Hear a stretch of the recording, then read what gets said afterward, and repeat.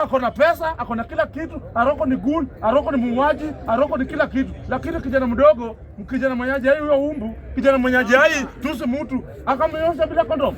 Niliwaambia hapo kila siku. Nikawaambia pale mbele, ule jamani propaganda yake mingi. Ukiangalia siasa ya nani, ya Kashagwa mwache kudanganyana. Na kuambia watu wawanta mkiaka Kashagwa mbele ya kampeni. Babangu amuke na mamangu hapa. Tu. Ruto anaingia saa 11. Msipige hata kura.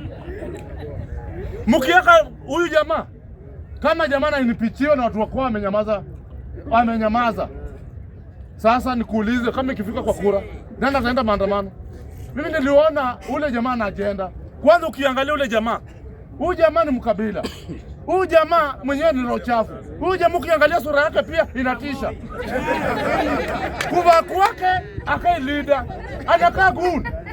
Sasa mtu anaenda tu kwa bala tunasema ni Kashagwa ndio alikuwa anasema, wacha apigie mtu mwingine. Mimi nataka niambie George Natembeya. George Natembeya anaweza enda Samuel, lakini George Natembeya, wacha nikuambie kitu moja leo. George Natembeya kwa sawa.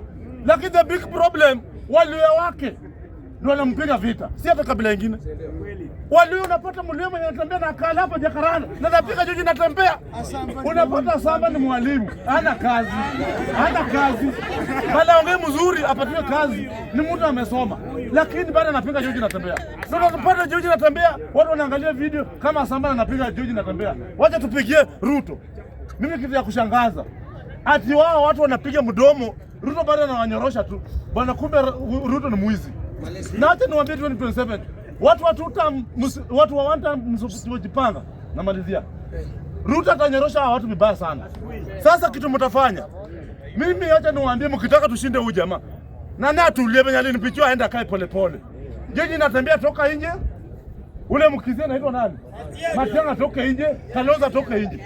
Watu wanaweza peleka mjamaa mbali. Lakini huyu jamaa koto kubwa wenye anasema atanyoroshwa. Huyu mtu hana agenda.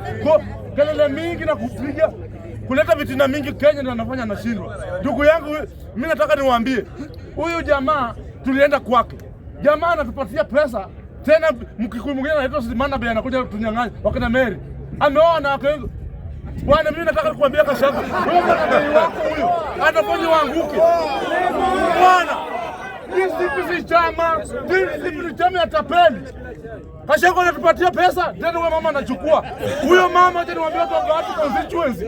Huyo mama ni mwizi. Huyo mama mwenye ana bwana si wake. Alichukua kijana mwingine hapa kutoka Nyanza hapa mdogo, tena mdanganya. Na kuambia maana bei utangu asubuhi. Wewe wacha ule madama akafanye kazi.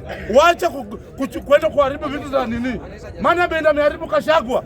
Anambebea mguju, maana bei anagongwa kwa sababu Kashagwa na fail. Maana bei ni mwizi, ni cartel malaya.